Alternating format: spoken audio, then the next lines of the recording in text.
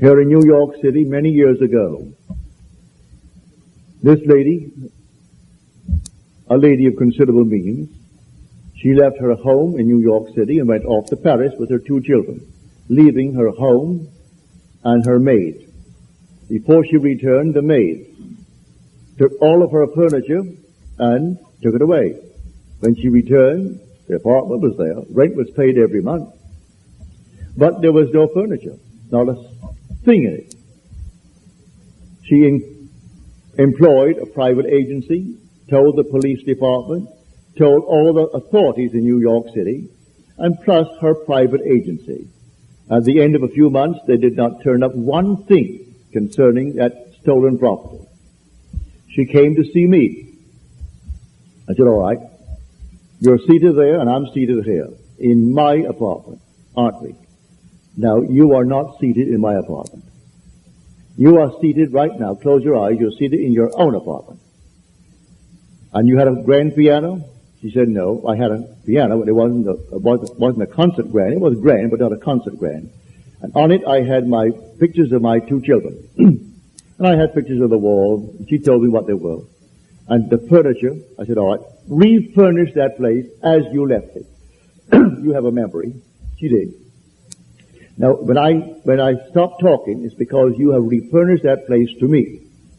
Now you're going to go in, and you aren't going to see your apartment from my apartment.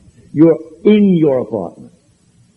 And you can feel your chair, and get off your chair and feel the piano, and see the children, the pictures of the children, and that's what you're going to do. She agreed she would do it.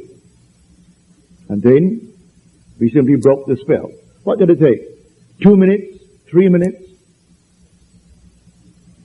That week, she went to her bank on Madison Avenue. As she was coming out of the bank, she had a past history of a little mental state where she was put away for a while because she needed psychiatric treatment. And the bars on this window reminded her of her past history and therefore addled her for a while. So she came onto Madison Avenue and turned south instead of turning north where she should have. When she discovered her mistake, she was at the end of the block. When she got there and discovered her mistake, she looked down, and 2 very familiar ankles were standing right before her. She came up to the face, that's her maid. And the maid spotted it and started to scream. She went over to the maid and grabbed her before the light changed and hailed the oncoming taxi and said, you're taking me right now. And the maid, who could have killed her, she was so big and strong, was so reduced to impotency because of the discovery. And the maid took her to the place where she had stored that furniture. She said, I'm not bringing action against you. I want my furniture. And she got it back into her own apartment within the week.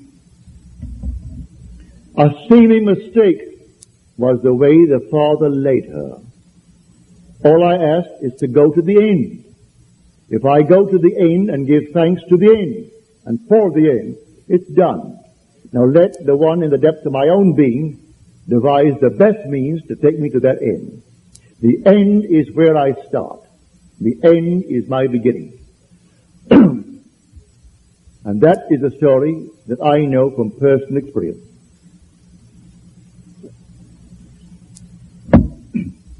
So do not attempt to devise the means and tell the one that you ask to pray for you how it should be done. He will lose all interest and turn his back and say, go elsewhere.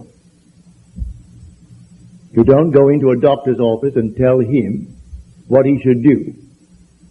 If you go to him because you trust him, well then you either got to trust him and continue, or you're going to leave him. Well, if you go to someone that you really believe who knows how to pray, don't tell him how to do it and what means should be employed in order to do it.